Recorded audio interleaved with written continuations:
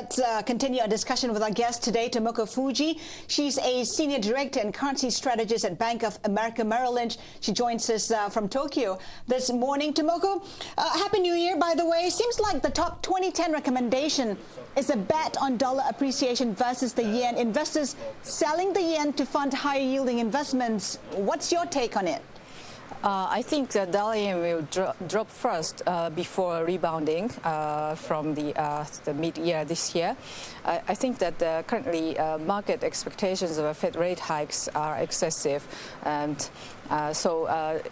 this week's FOMC minutes and U.S. payroll data are not likely to add to such U.S. rate expectations. So I would expect a correction of the dollar yen, and this is the end of the fiscal year. So toward the end of March, we should see a yen strengthening temporarily and before weakening again in this later this year. Let's get a bit more specific, and we have a question from a viewer. John wants to know, what's your target for yen dollar by June 2010 as well as December 2010, so mid and year end? We would expect the yen to hit near 83 around the end of March first, and then the yen should rebound, and beyond 90, but I wouldn't expect 100 this year. Ms. Tomoko, Trish here in Singapore. You mentioned earlier you actually expect a dollar yen to pull back before rebounding. Now, what kind of levels are you looking at for that? And should traders be actually shorting the dollar at the moment, or should they wait until the dollar pullback is at an attractive level to go long on dollar yen? Could you give us targets as well? Yeah.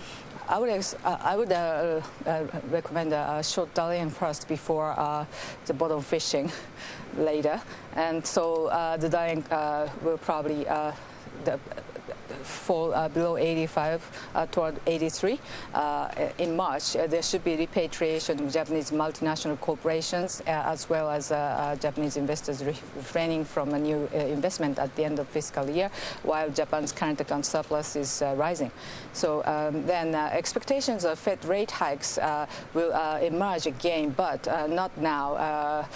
We don't expect a U.S. Fed rate hike this year, and then the liquidity withdrawal will begin only in the second half of this year, so it's premature to expect rate hikes by the summer. So do you expect that the 3 months yen LIBOR will actually remain above the U.S. 3 months LIBOR, given that this kind of scenario that you're talking about? Yeah, so the dollar-funded carry trades should also be quite popular, so no doubt about that. But for longer term yields like 2-year or even 10-year yields, yield differentials have widened quite significantly while Japanese exporters were on holidays, in the New Year holidays. So, but this needs to be confirmed, justified by this week's data releases, and our guess is a disappointment. Tomoko, how about euro dollar? Where do you see it heading?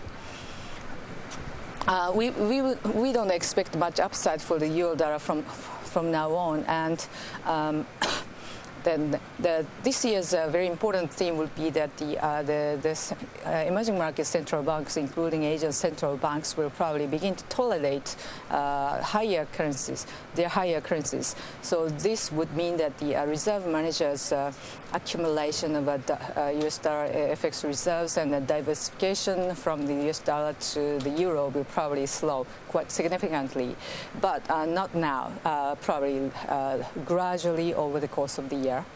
So that will mean lower euro dollar.